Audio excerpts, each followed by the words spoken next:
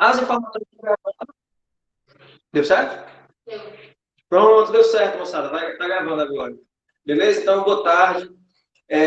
Só reforçando, né, que essa é uma aula compartilhada, edificações eletrotécnicas. Sejam bem-vindos.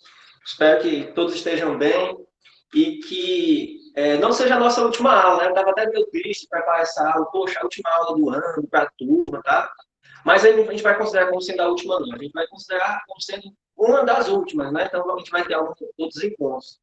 Mesmo que não seja um conteúdo que vá ser cobrado em avaliações, tá bom? Então, moçada, magnetismo. Assim, ideia de magnetismo. O magnetismo está presente na nossa vida de várias formas, né? De todos os aspectos, né? Desde o amanhecer do dia, né? Até o final, quando a gente vai se deitar, a gente está envolvido por magnetismo, tá certo? Eu pergunto para vocês conseguem ver campo magnético? Sim ou não? Vocês enxergam campo magnético? Responde para mim, Marcos. Luísa, vocês veem campo magnético? Sim ou não? Cara, olho nu não. Só com auxílio de algumas paradas, tipo lamalha de ferro. Tem malha de ferro, né? Mas aí, essa pergunta é um pouco profunda, sabe? Ela tem uma certa, digamos, ela é, como é que se diz?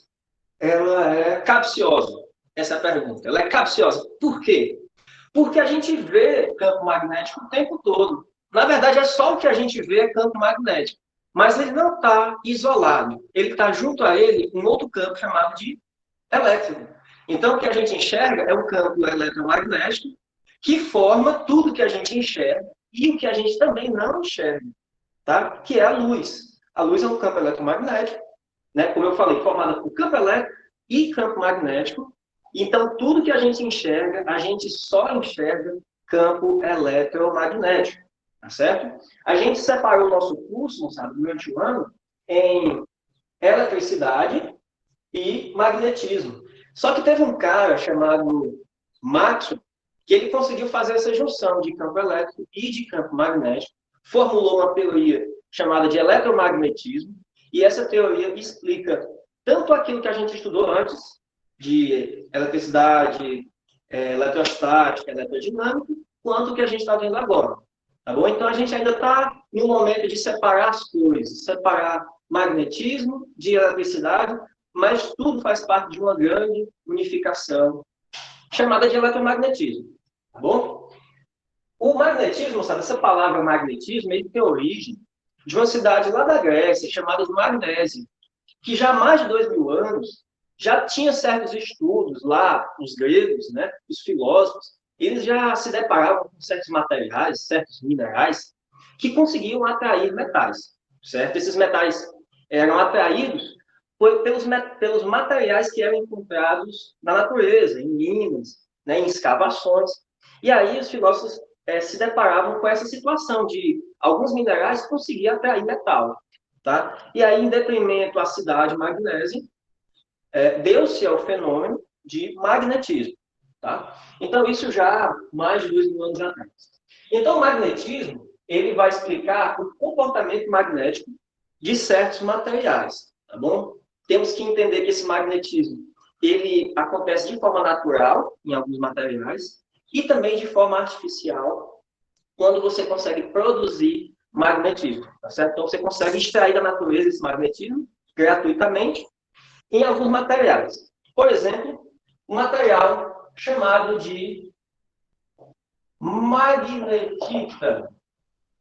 Magnetita é a matéria-prima que forma boa parte dos ímãs que nós utilizamos. Isso aqui é um ímã. Tá? O ímã é um material que ele tem magnetismo próprio e que ele manifesta isso independente do seu formato, né? Você pode ter um ímã no formato de barra, você pode ter um ímã no formato de disco, de plano, no formato disco furado, né? Como são os ímãs de alto-falante. Então, você pode ter isso de várias formas. A magnetita, moçada, ela é formada pelo Fe3O4. Né? Quem se arrisca a dizer o que é Fe3O4? Hein, Luísa? Você que é bom em química?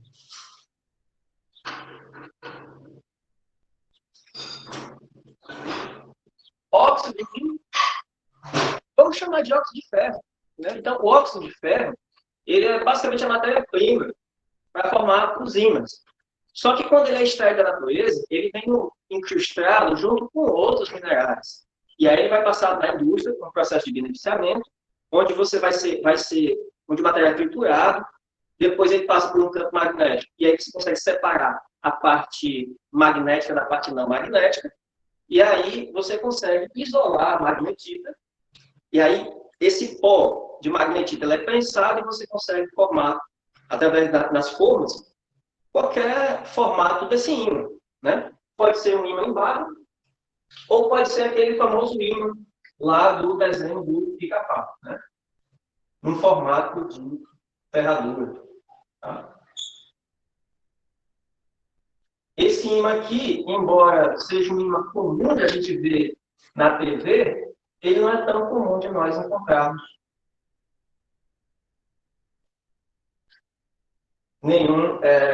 de encontrarmos no nosso dia a dia. Né? Esse ímã aqui é mais fácil de encontrar do que esse aqui. Isso. Tá? Então, vejam que o ímã, ele tem uma característica de ser formado por polos, tá? Polo Norte e Polo Sul. Essa divisão acontece pelo fato de o ímã ele ter regiões onde você consegue atrair dois ímãs e regiões que você consegue repelir. Atração e repulsão. Isso acontece devido à propriedade do ímã, de todo ímã possuir um campo magnético. Tá? Campo magnético, ele existe associado a ele, eu tenho o vetor campo magnético, que a gente vai explicar um pouco adiante, mas a representação vetorial desse campo magnético é dada pela letra B. Tá?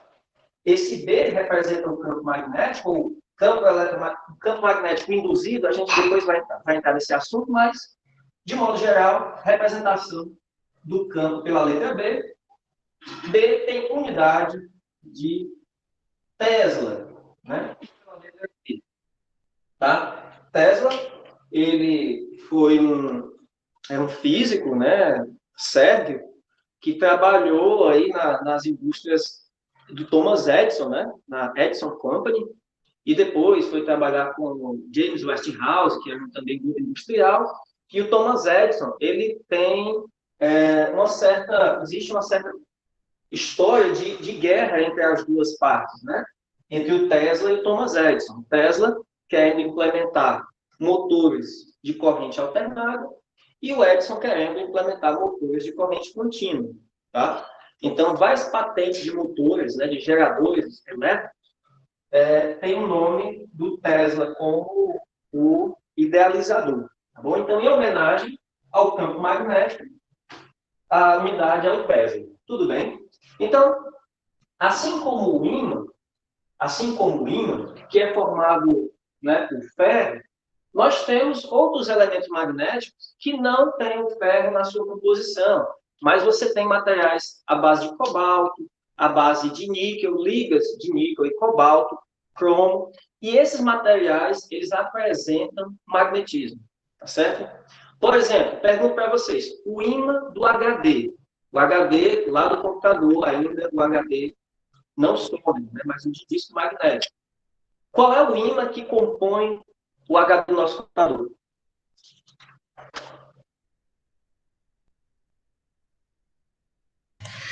Rodrigo, eu acho que é um eletroímã. O ímã que é um ímã, na verdade é um ímã mesmo, não é um material, não é um eletroímã. Só que ele é feito de um material chamado de neodímio, certo? O neodímio, ele é um material magnético que ele tem digamos, o seu campo magnético, dentro das suas dimensões, ele é mais intenso do que o da magnetita. Tá? Isso porque no HD, que é o hard disk, né? Nós temos o HD. Porque o ímã, só desenhar aqui.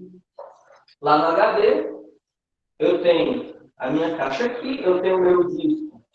Né? Tenho o meu disco, eu vou ter aqui um gravador, e dentro aqui do gravador, eu vou ter um ímã que vai gravar a informação no meu disco magnético. Né? Isso é o HD. Tá? O que significa HD? A sigla significa hard disk. Hard disk é um disco duro, é um disco rígido. O disco rígido, ele é um disco que grava a sua informação através de informação magnética. Tá? Assim como um disco de vinil, que toca músicas, que a agulha tem que passar linha por linha, lendo a informação e transformando em música, aqui também existem linhas, que são raias, né? Raias, que tem a informação gravada através de campo magnético. Tá? Por isso o nome hard disk, porque é um material que consegue armazenar o magnetismo, a informação magnética, e não perde com tanta facilidade quanto outros componentes que também gravam informação, só que de forma mais rápida, com uma memória mais instantânea, como a memória RAM. A memória RAM, ela armazena a sua informação em campo elétrico. Só que, se a gente assistiu e acompanhou as nossas aulas, a gente viu que o campo elétrico, ele pode ser alterado rapidamente a partir de um rearranjo de cargas. Né? Então, você consegue armazenar memória tanto em campo elétrico quanto em campo magnético, só que para o computador, a memória elétrica, no caso das memórias a partir de campo elétrico, como é a memória RAM, ela tem um tempo de armazenamento muito curto. Por exemplo, se você vai digitar um texto, você dá um Ctrl+C num texto, se você reiniciar o computador e ligar e der um Ctrl+V para copiar aquela mensagem copiada, você já perdeu. Por quê? Porque a mensagem ela foi armazenada dentro de uma memória elétrica, que ela é muito volátil. Tá? Já a memória magnética, ela é, digamos, entre aspas, permanente. Tá? Porque o material aqui, ele é feito de um magnetismo no qual ele permanece, digamos, isolado de qualquer interferência do meio externo. Se eu aproximar de um computador, eu não perco informação. Se o computador cair, estando ele desligado, dificilmente eu vou perder alguma informação magnética por conta de uma queda, ou uma pancada leve, tá? Uma pancada grande. Isso por quê? Porque a memória está armazenada a partir de um campo magnético. Tá?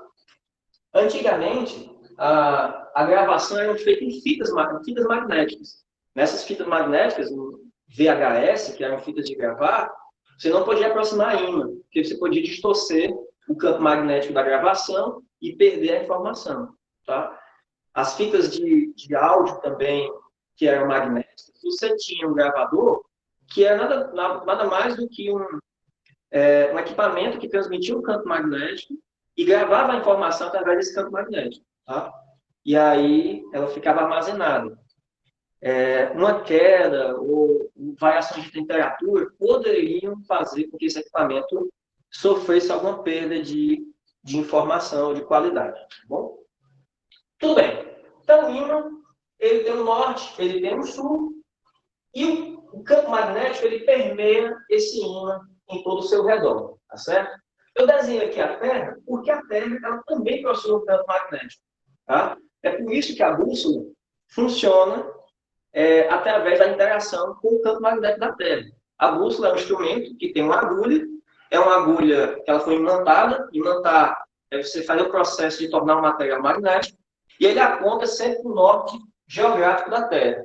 Tá? Não é bem no norte da Terra. Tem um certo desvio, porque o campo magnético da Terra ele tem um certo desvio em relação ao campo magnético geográfico. Tudo bem? Existe uma certa diferença, né, entre, digamos, o centro da Terra, né, e o campo magnético. Mas, para questões didáticas, ela aponta para o norte geográfico da Terra, a bússola. A bússola é um instrumento inventado pelos chineses já há vários séculos. Então, como é que a bússola funciona? Ela funciona quando ela interage com o campo magnético da Terra. Tudo bem. Aí pergunta, de onde vem o magnetismo da Terra? Segunda pergunta, esse magnetismo é importante? Sim ou não? Responde aí, enquanto eu apago. Pergunta primeiro, de onde vem o magnetismo? De onde vem o magnetismo da Terra? Uhum. Responde aí. Beleza. Rodrigo, pelo que eu tinha lido um dia, o magnetismo da Terra vem do seu centro, sendo o seu núcleo, que é composto de metal aquecido. Esse metal ele gera o campo magnético. E ele é importante para um monte de coisa, principalmente porque os pássaros usam o campo magnético da Terra para se guiar e fazer a migração.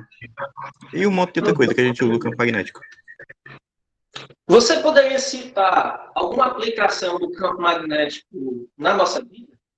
Além da questão da sobrevivência e tudo mais?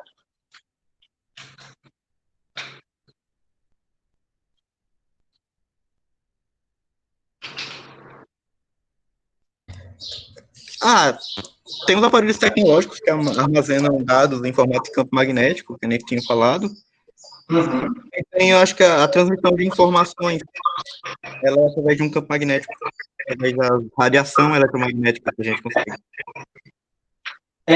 A resposta do Marcos está correta quanto ao fato do seu núcleo ser um núcleo ferroso, né?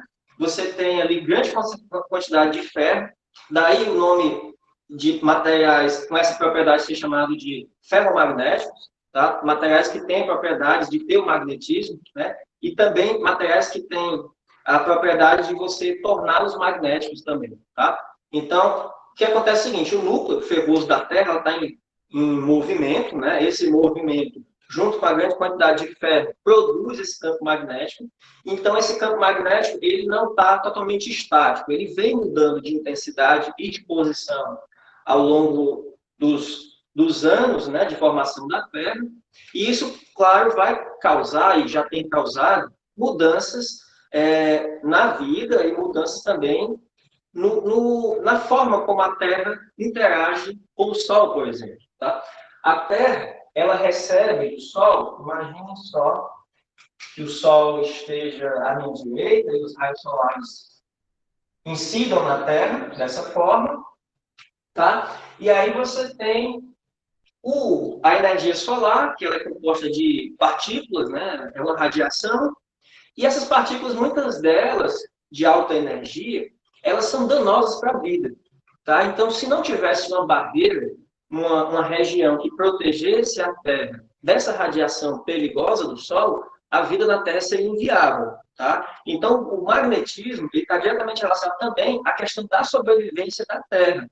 Se a Terra, por acaso, perdesse o seu magnetismo, boa parte dessa radiação, que ela é desviada, ela atingiria a Terra de cheio, tá? De modo que aumentaria a questão da radiação, da temperatura, a questão de problemas de saúde, ao processo de fotossíntese das plantas, a evaporação dos mares, aumento de temperatura, enfim, seria um caos na Terra não ter esse magnetismo. Rodrigo, é esse fenômeno aí de proteção do campo magnético que gera as auroras boreais? Exatamente. Já ia comentar. A interação da radiação, né? Essas linhas vermelhas que eu coloquei é a radiação solar.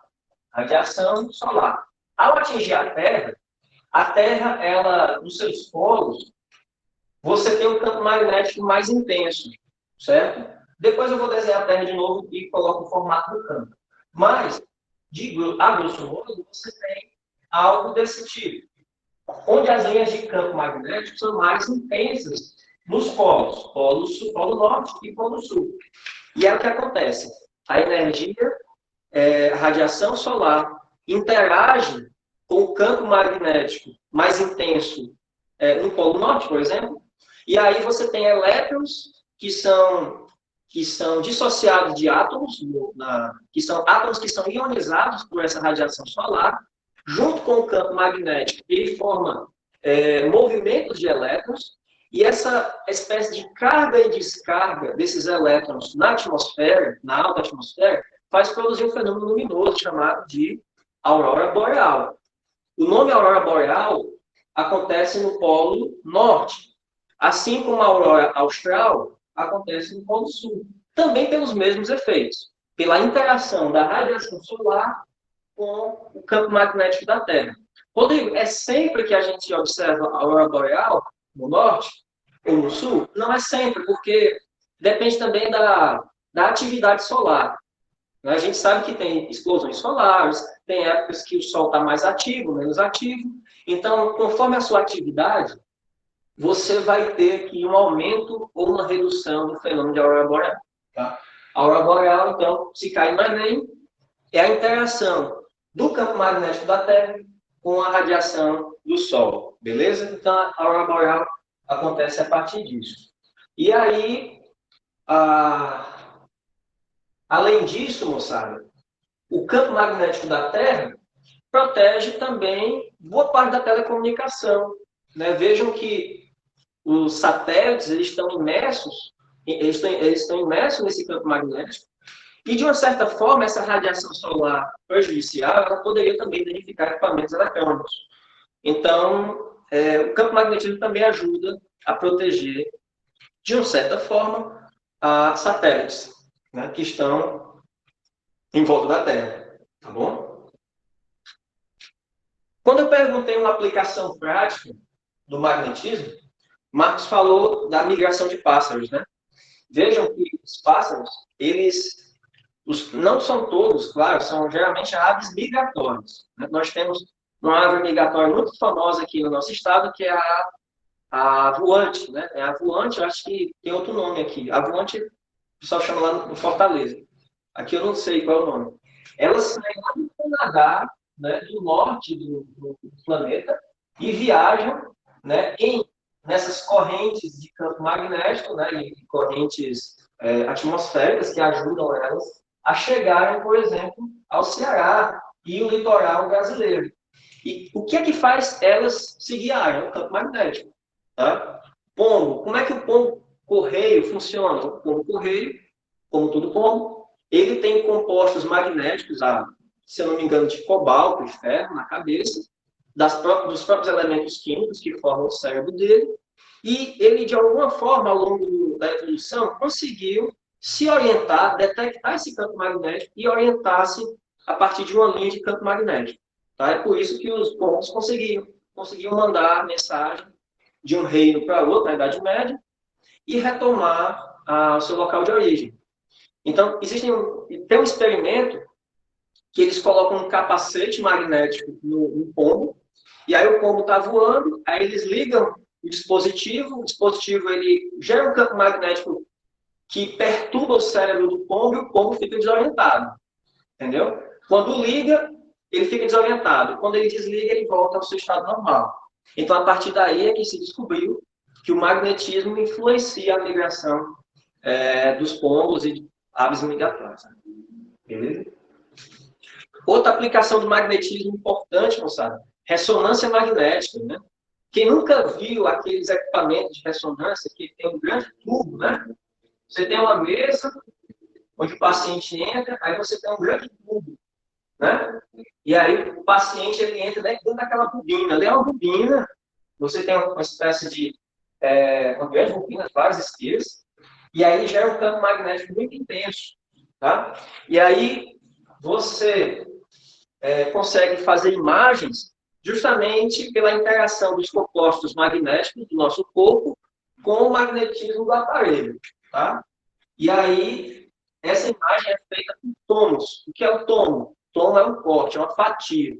Então, eles vão fatiando você através desse campo magnético. No final, eles somam as imagens e tem a imagem em 3 dimensões do seu corpo ou da sua região que você quer analisar, tá? Por exemplo, se você está com um coágulo na cabeça e esse coágulo está gerando uma região de alto inchaço no cérebro, você está prestes a ter um AVC hemorrágico, que é quando uma veia do cérebro, um vaso, ele se rompe e começa a jogar sangue para o cérebro, e aí aumenta a pressão sanguínea, e faz com que algumas áreas do cérebro não recebam oxigênio, ou seja, vai gerar sequela, enfim, é um AVC, hemorrágico. Então, o que o médico faz para não abrir a cabeça totalmente da pessoa? Ela vai tomar um remédio que ela tem um contraste magnético, e esse contraste magnético vai fazer com que, no momento da ressonância, o campo magnético do remédio com o campo magnético do aparelho, eles interagem, formem uma região de alta intensidade, né, de alto brilho, e você detecta o local onde o sangue está se esvaindo, né? Está saindo, porque o medicamento está no sangue, né? E aí você consegue detectar em que região você tem o AVC, e aí você vai naquela região, abre, estanca o sangue, e a pessoa está livre ali de qualquer maiores problemas, tá bom? Além disso, detecta câncer, detecta uma série de outras enfermidades, né, por conta da interação magnética. Por isso que quando você vai fazer esse exame, você tem que tirar aliança, tem que tirar joias, metais, porque o campo magnético é muito intenso. Se você tiver partes metálicas dentro do seu corpo, você não pode fazer esse exame, ou então não pode realizar em todo o corpo, né? Porque ele é tão intenso que imagine que uma prótese metálica pudesse ser arrancada do seu corpo devido ao magnetismo muito alto, entendeu? Então, antes do exame desse, é checado esses detalhes, né? Se você tem alguma parte metálica, né, Marcos? Aquela bala que tu tem alojada, né? Não poderia fazer o exame, né? É sim, cara, é sim. Aquela bala alojada na perna, né? Aí não dá para fazer o exame, porque vai que arranca, né? Arranque. Já vi, por favor. Então é isso, moçada. O magnetismo, a gente fez aqui um apanhado do que a gente convive, né? Essa parte é a parte mais convivência com o magnetismo. Tá? Entrando aqui na parte mais física mesmo, o ímã, ele é formado aqui por dois polos, tá? Os polos, moçada. Como é que a gente representa o campo magnético? O campo magnético, ele é representado por linhas de campo,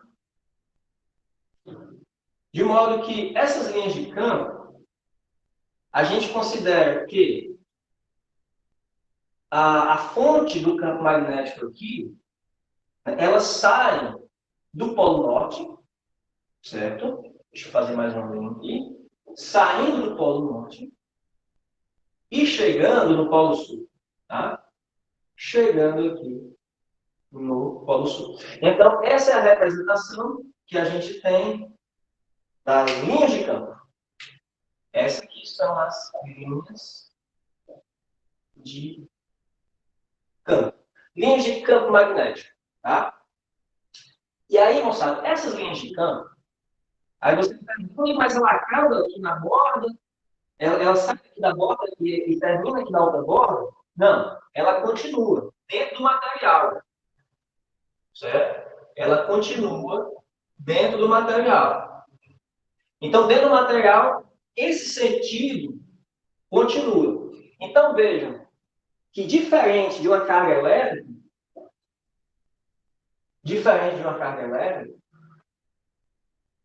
o campo magnético, as linhas de campo não têm uma fonte. Elas são contínuas, elas são fechadas. A linha de campo magnético, ela é fechada, tá certo? Você não tem uma região onde elas saem, tá? Ou uma região em que elas chegam. Por mais que a gente fale que sai do norte e entra no sul, dentro do material, essa linha de campo, ela continua, tá? Ela continua. Você não consegue quebrar esse circuito que a linha de campo magnético produz. Diferente do campo elétrico. O campo elétrico, por sua vez, se a gente lembrar, são linhas de força que têm origem nas cargas positivas, né? E elas chegam na carga negativa, ou seja, tanto a carga mais quanto a carga menos, ela é uma espécie de fonte de campo elétrico, tá? As linhas de campo aqui, elas saem daqui e vão permear o universo. Aqui não. Aqui essa linha de campo, ela é fechada, tá? É um círculo fechado. Beleza? Isso explica um efeito, um fenômeno dos ímãs chamado de inseparabilidade. Esse nome, essa palavra, inseparabilidade dos campos magnéticos, tá? Dos polos. O que isso significa, Rodrigo? Significa que, se esse ímã for quebrado ao meio, e eu tiver duas partes agora, né?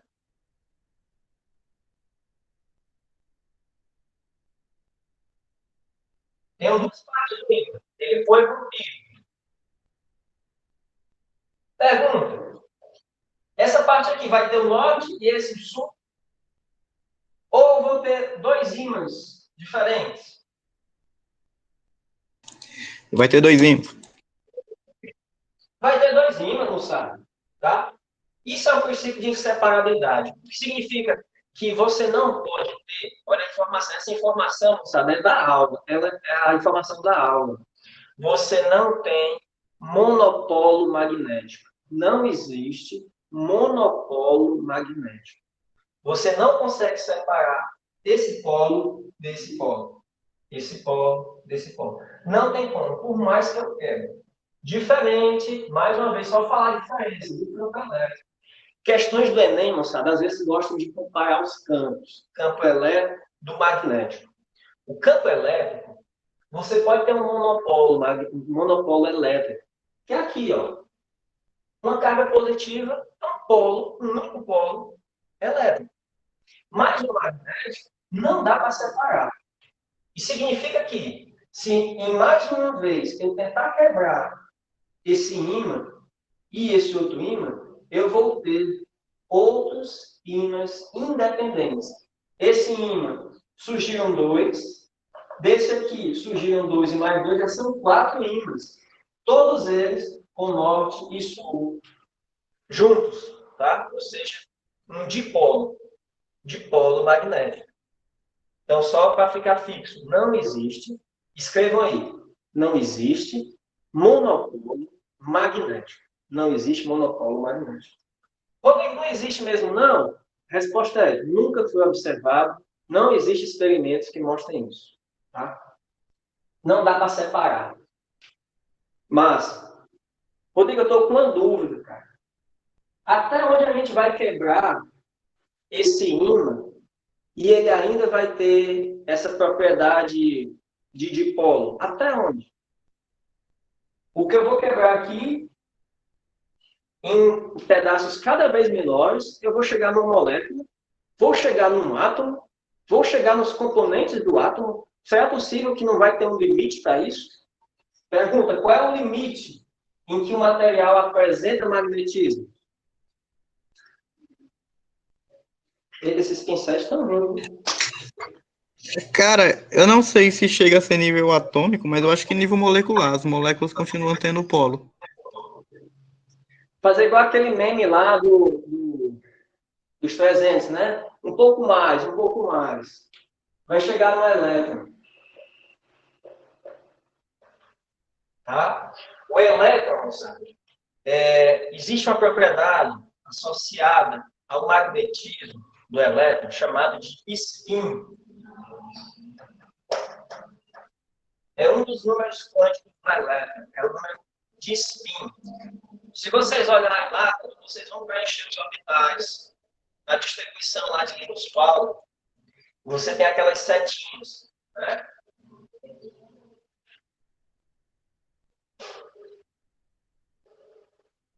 É ou não é assim? Faz lá a distribuição, né? Não é isso? Um S2, né? 2 elétrons nesse orbital. Elétron para cima, elétron para baixo. Tá certo? Essa propriedade de spin, ela é difícil de você associar com algo mecânico ou algo nosso convívio, tá? Então, a gente poderia associar esse spin ao momento angular da mecânica, ao momento angular do elétron. Seria um movimento que o elétron tem que gera esse spin, tá? Então, o elétron aqui, ó, ele tem uma região de spin. O elétron é uma bola, Rodrigo? Não. O elétron não é uma bola. Ele tem a dualidade que pode ser onda, pode ser partícula. Mas se eu considerar ele como uma partícula, esse spin, ele representa, como se fosse aqui o meu ímã, o menor elemento magnético. Né? Como se aqui fosse um polo norte e aqui como se fosse um polo sul. Tá? Então, o próprio elétron, ele é a unidade, é a menor unidade que você tem, que tem propriedade magnética. Tá certo? Tem propriedade magnética. Luísa, você me ouve, Luísa?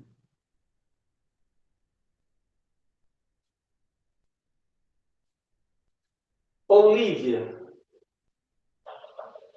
Já foram embora, já foram embora. Ó, pergunta. Rodrigo, se são os elétrons que têm propriedade magnética, todo material é feito de elétron. Por que nem todo material é magnético?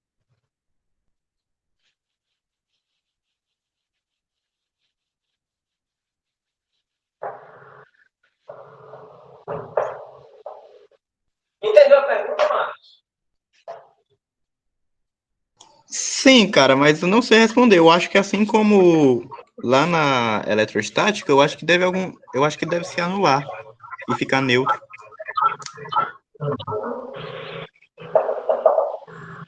A pergunta é, você falou que o magnetismo é algo próprio do elétron.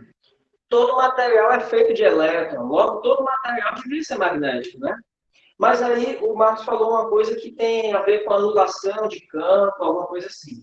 Vamos tentar entender como é que acontece. Então, vou pegar aqui um material. Esse material, existe uma certa propriedade magnética associada a ele. E eu vou aqui observar a sua estrutura molecular. Tá? Quero pegar essa parte aqui e dar um zoom. E observar esse meu material. Tá? Usei um microscópio de força magnética. Um microscópio atômico de força magnética para olhar as propriedades desse material. E aqui é que eu vejo, Marcos? Eu vejo que nesse material aqui existem regiões que são chamadas de domínios. Domínios, tá? Domínios. E esses domínios fazem com que haja um alinhamento desses dipolos magnéticos, certo? O que são essas setas, Rodrigo? Essas setas representam, de uma certa forma, os spins dos elétrons. Tá? Representam os spins dos elétrons. E vejam que essas paredes aqui são chamadas de paredes de domínio. Tá? As paredes de domínio, elas separam uma certa região de outra, mas, no geral, esse material, ele tem uma direção privilegiada para onde os elétrons estão apontados. Tá? Esse ordenamento desses dipolos magnéticos é que vão dar o caráter magnético a esse material. Tá? Ora, se esse material fosse um material não magnético, como uma rocha qualquer, um outro material, o que é que seria diferente? O que seria diferente é que eu teria, mesmo que em algumas regiões, uma certa direção privilegiada, todas as outras, né, eu teria direções diferentes.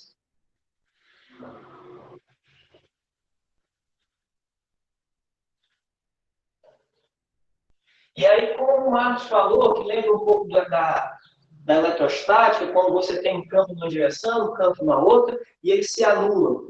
Quando você tem agora regiões onde você não tem a mesma direção, mas você tem várias direções, vários spins, vários elétrons de direções diferentes, o que é que vai acontecer? O campo magnético geral do material total vai ser anulado, vai ser nulo, ele não vai apresentar o magnetismo. Tá? Então, isso aqui, moçada, é o que explicaria materiais serem ou não magnéticos. Tá? Mas, Rodrigo, eu lembro de um experimento lá do colégio, lá da quinta série. Se eu pegar uma agulha de costura e aplicar num imã, esse imã de geladeira, aquela agulha ela fica imantada. Ela se torna magnética. Por que isso acontece? Porque o ímã ele vai ter um campo magnético mais intenso, de modo que ele vai conseguir alinhar esse domínio da agulha, fazendo com que haja um alinhamento desses dipolos magnéticos, certo? Então, esse alinhamento dos spins dos elétrons faz com que o material se torne magnético devido a um agente externo, né, que tornou ele magnético. Então, ele não tinha magnetismo natural, mas um campo magnético externo, no caso do ímã, fez com que a agulha se imantasse. Tá? Então, é por isso que você, quando tem uma chave de fenda, todo cara que trabalha com eletricidade, ele coloca um ímã próximo da chave de fenda, de vez em quando, que é para ele conseguir pegar os parafusos com a ponta da chave de fenda. Chave de fenda, naturalmente, é feita de um metal que não é magnético. Mas ele usa o ímã para forçar o magnetismo, para induzir magnetismo na chave. Tá? E aí ele consegue ordenar isso aí. Beleza? Pergunta, Marquinhos. A temperatura influencia, então, no caráter magnético do material, sim ou não? Questão do Enem, viu? Temperatura e magnetismo. Pergunta. Fala, eu não sei, cara. E pra mim isso aí tá mais nível ITA, porque eu não sei. Calma, cara. Tá não, tá? Tá complicado assim. Não, é porque tu pegou uma pergunta que eu não sei ainda, mas tipo, a temperatura vai influenciar nos elétrons, na velocidade deles. Então acho que deve influenciar na rotação, que vai influenciar no campo magnético, no vetor magnético. Então deve influenciar. Pronto. Então vamos pensar o seguinte. Se a temperatura ela mede o grau de agitação das moléculas de um corpo, então quanto mais agitado isso ficar, a questão da entropia, né? Mais desordem eu causo no meu sistema. E a desordem não é bom para o magnetismo, sabe? Não é bom.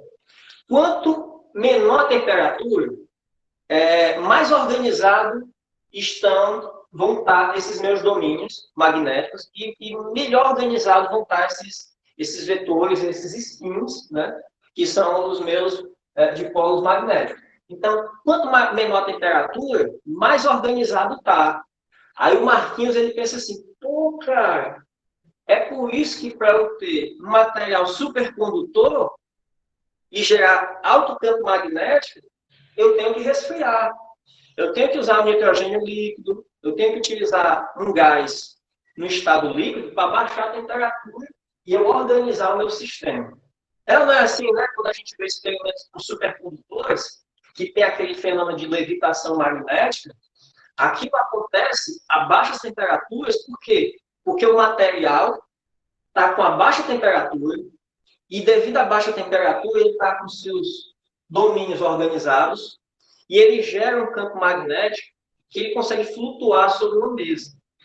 Tá? Ele consegue flutuar sobre uma mesa porque a mesa está com polaridade, digamos, semelhante ao do disco, e isso faz com que haja uma repulsão a gente não falou ainda de repulsão e atração, mas né, há uma repulsão e o material consegue levitar. Mas isso acontece com materiais daquela forma, resfriados. Né? Resfriados, porque eles, para se tornarem supercondutores, tem que resfriar, enfim. Beleza?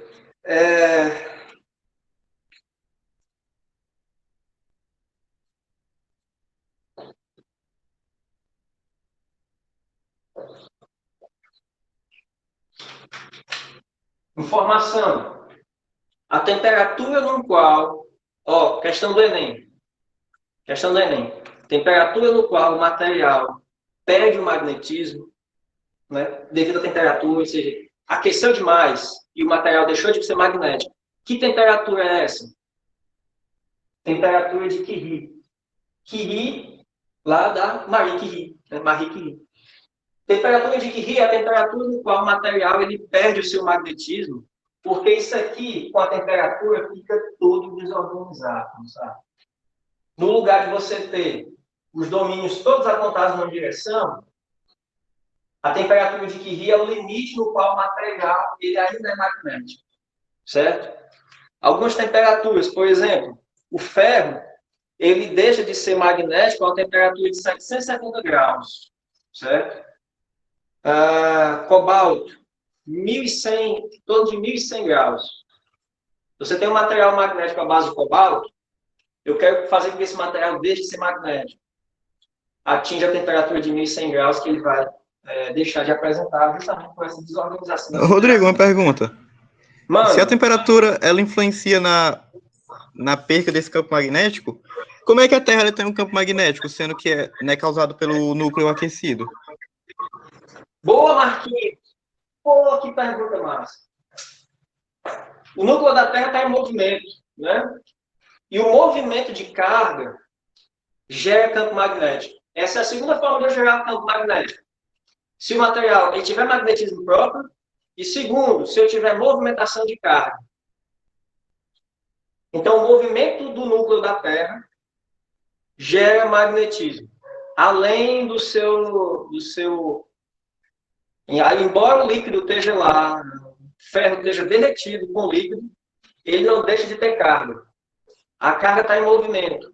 Carga em movimento gera corrente. Carga em movimento, que é corrente elétrica, gera campo magnético. Beleza, Marquinhos? Beleza. É a segunda forma de ter campo magnético, a gente vai ver. Então, materiais magnéticos está associado a esses domínios. Tá? Temperatura de Curie é a temperatura no qual o material ele deixa de apresentar magnetismo. Tudo bem? Massa. Vou apagar aqui, moçada. Vamos apagar aqui. Tudo bem, Rodrigo. Entendi, cara. Faz sentido. Agora está fazendo sentido. Então, o que a gente tem? No mínimo, a gente pode ter a atração ou a repulsão. Tá? Atração e repulsão no mínimo acontece da seguinte forma. Norte e sul. Norte, sul, pá.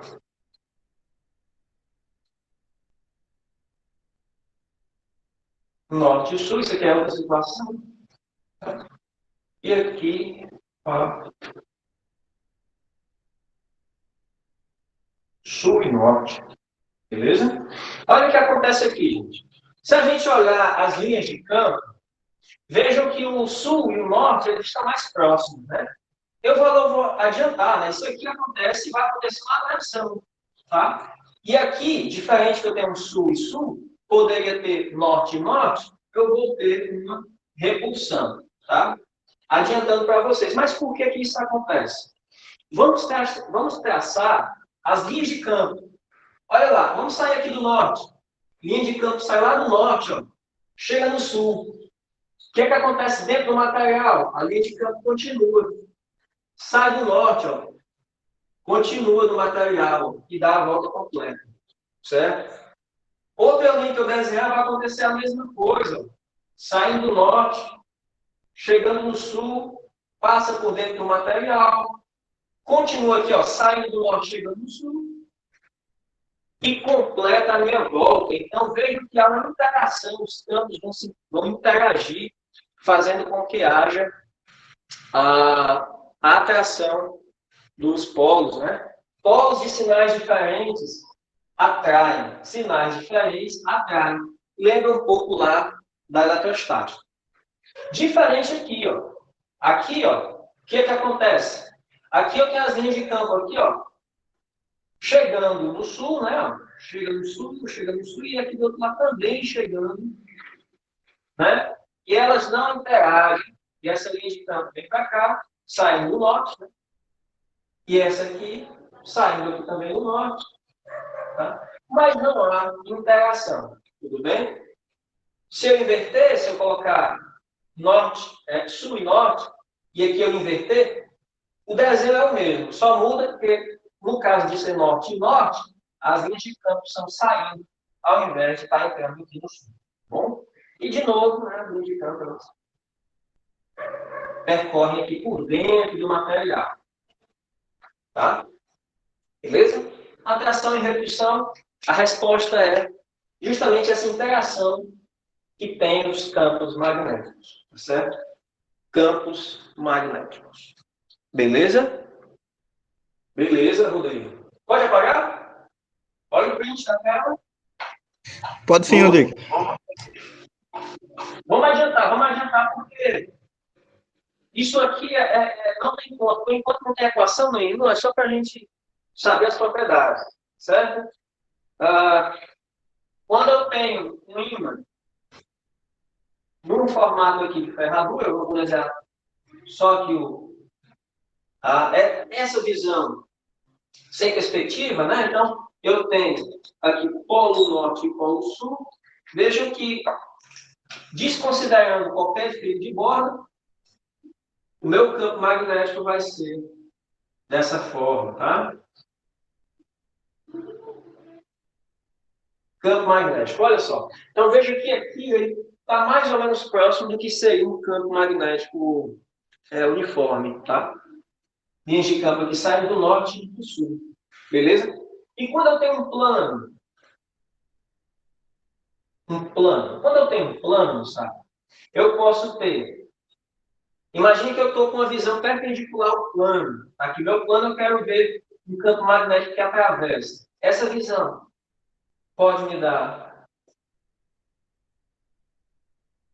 Pode ser assim, certo? Em alguns livros, aqui é uma bolinha, tá? Tá? Isso aqui, moçada, o campo magnético entrando, tá? Entrando onde, Rodrigo? No quadro, tá? Está entrando aqui no quadro. Tá? O campo magnético uniforme está entrando no quadro, tá? Pode ser saindo, tá? Pode ser saindo e aí você vai ter uma representação assim, tá? E aí, ao invés de cruzes, eu vou ter pontinhos.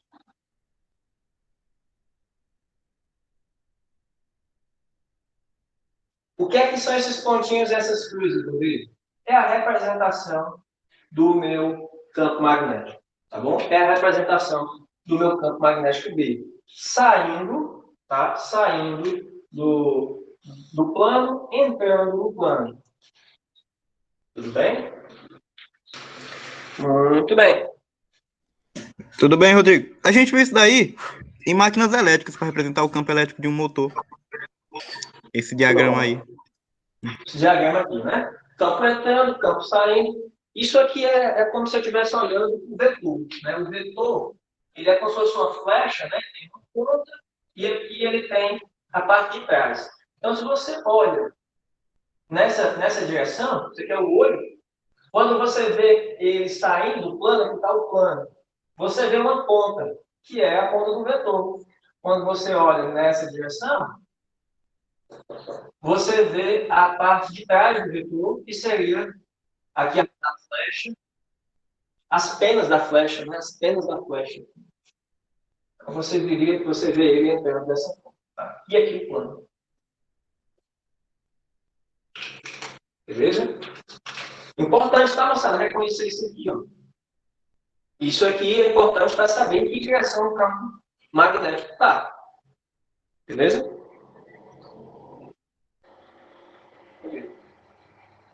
Pode apagar então. Vamos apagar.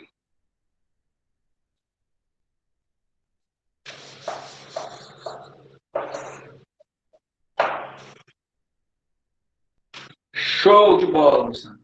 Moçada, então, vemos que o magnetismo de um ímã, a princípio, ele vai depender o formato do seu campo elétrico vai depender do formato do ímã, né? Seja um ímã de barra, seja um disco, um plano, seja um ímã em formato de ferradura, você vai ter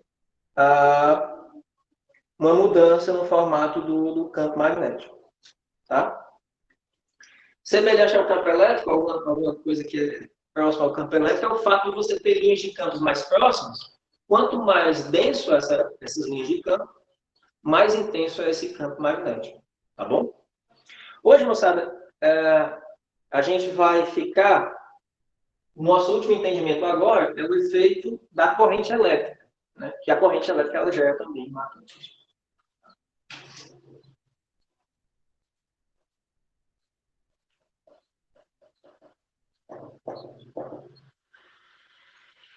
Corrente elétrica. Então, vamos considerar aqui um fio, tá? Um fio no qual eu tenho uma corrente elétrica aqui. Essa corrente, ela ela está fluindo aqui no meu condutor, só lembrando, né, sabe, não esqueçam que a quantidade de corrente, a corrente média, né, é a quantidade de carga, como função do tempo, né, é a minha corrente elétrica. E aí, um holandês chamado de Ørsted, tá? Isso aqui é chamado de experimento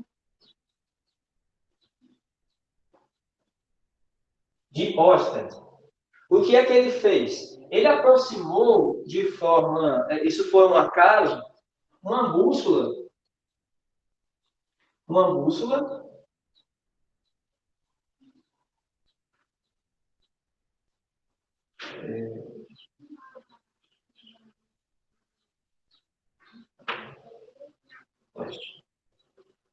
ele aproximou uma bússola de um fio com corrente elétrica e ele viu que o fio sofreu, a bússola sofreu uma deflexão. Ela movimentou a sua agulha, né? A agulha movimentou. E aí, eu a pergunta, né? Qual a relação que tinha, então, a corrente elétrica e o magnetismo do ímã da bússola, né? E aí, a partir daí, mostrava que começaram os estudos de magnetismo proveniente de corrente elétrica. Então, a corrente elétrica, ela é também fonte de campo magnético. A corrente, ela é fonte de campo magnético. De que forma? No caso de um fio, quando eu tenho um fio, isso aqui é só um experimento de Ørsted. Quando eu tenho um fio condutor, eu tenho um fio reto longo, um fio bem longo, tá? Um fio bem longo. O campo magnético, a forma dele, a gente vai utilizar o que a gente chama de regra da mão direita, tá? Olha a regra da mão direita aí. Tem duas regras da mão direita, essa é a primeira. A primeira diz o seguinte: você aponta o seu polegar para onde a corrente elétrica está apontando, para onde ela está fluindo, tá? Então a corrente elétrica está em direção, significa que, né, é minha fonte positiva, minha fonte negativa, eu tenho a corrente nessa direção. E os dedos da mão que fecham, ela representa o campo magnético desse fio. Olha só, vamos desenhar o formato desse campo magnético. O formato desse campo magnético tem desse formato. Circulando. Tá? Essa circulação aqui representa a minha linha de campo. Tá? Mas, Rodrigo, se a linha de campo é um vetor, ele não teria que ser perpendicular, não? Ele é perpendicular aqui, o B, mas ele vai mudando aqui, né, sua direção, conforme ele circula, tá? O B, ele é um vetor, então ele é perpendicular. Mas ele muda a sua direção em cada momento, ao longo do circuito, ao longo desse caminho. Tudo bem? Então, se a gente olhar uma visão aqui de cima do meu sistema, o que é que eu tenho? A corrente saindo, então essa aqui seria o formato da minha corrente, tá? E o campo magnético, ó, ao redor do fio. Se a linha vermelha aqui representa a corrente saindo, se a corrente está saindo do quadro, essas linhas têm sentido horário ou anti-horário? Não sabe? Rodrigo, como é que eu sei? Usa a regra da mão direita. A corrente está entrando no quadro? Tem esse sentido. A corrente está saindo? Esse sentido. Então, se a corrente eu estou considerando aqui que ela está saindo do plano, o fio está aqui, ó, no espaço, esse campo tem sentido aqui anti-horário.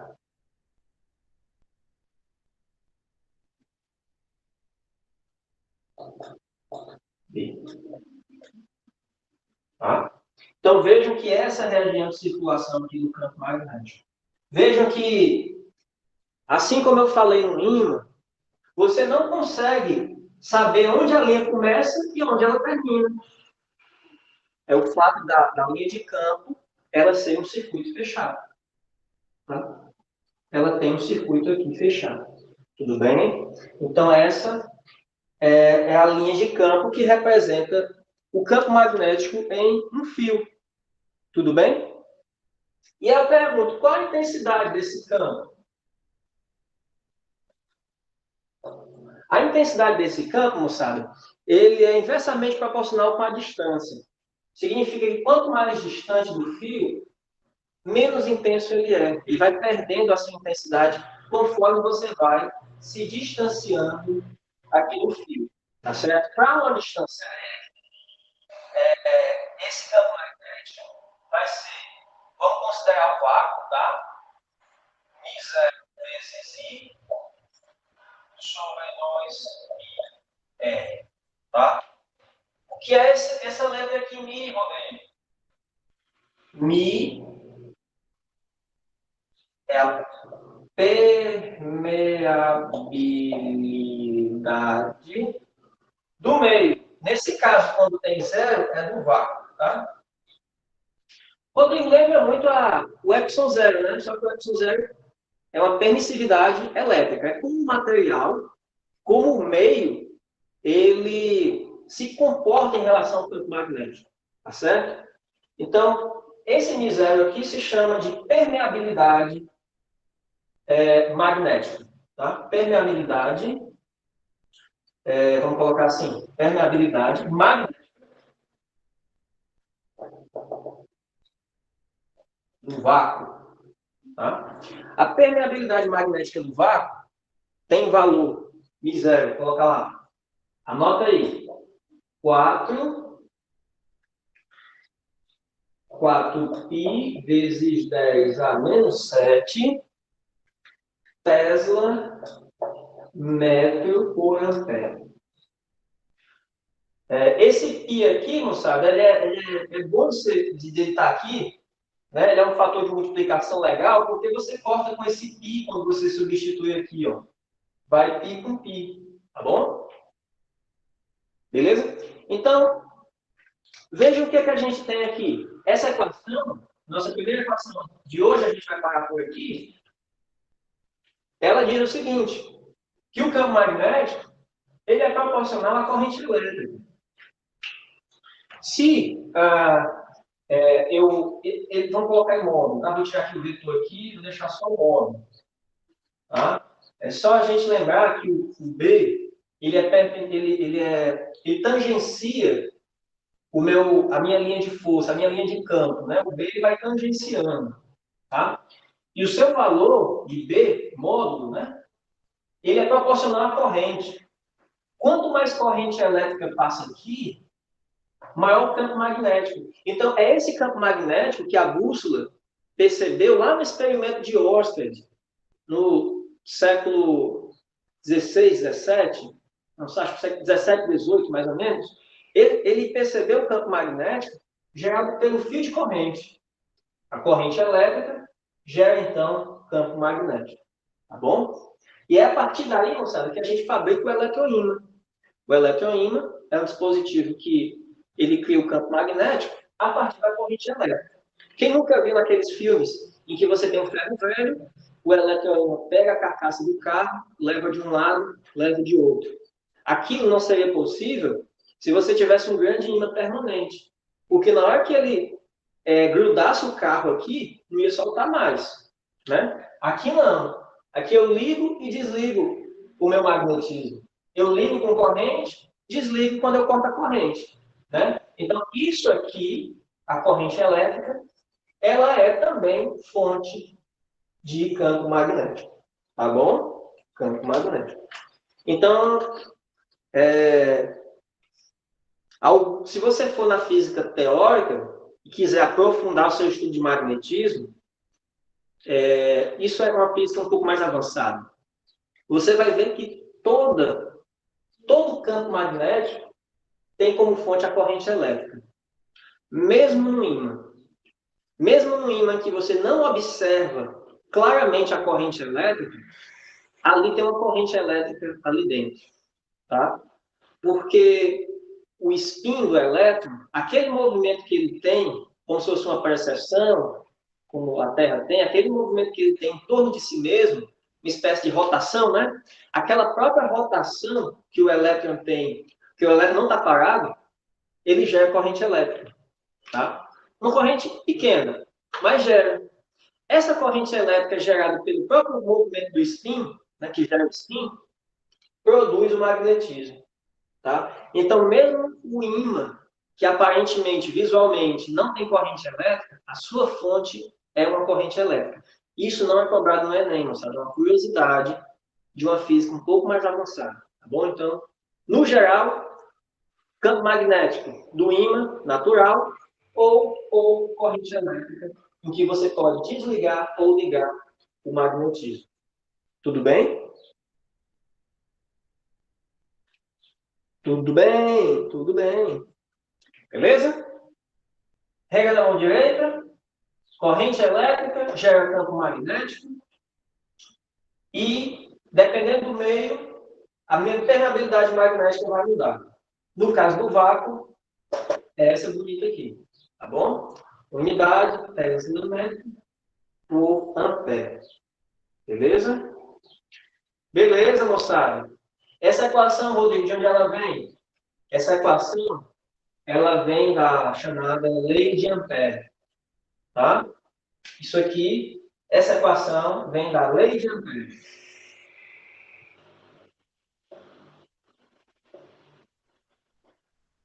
Tá? A lei de Ampère é uma das equações de Maxwell, tá, moçada? É uma das equações de Maxwell. Então, essa equação, ela diz que corrente elétrica é fonte de campo magnético. Vamos parar por aqui, moçada?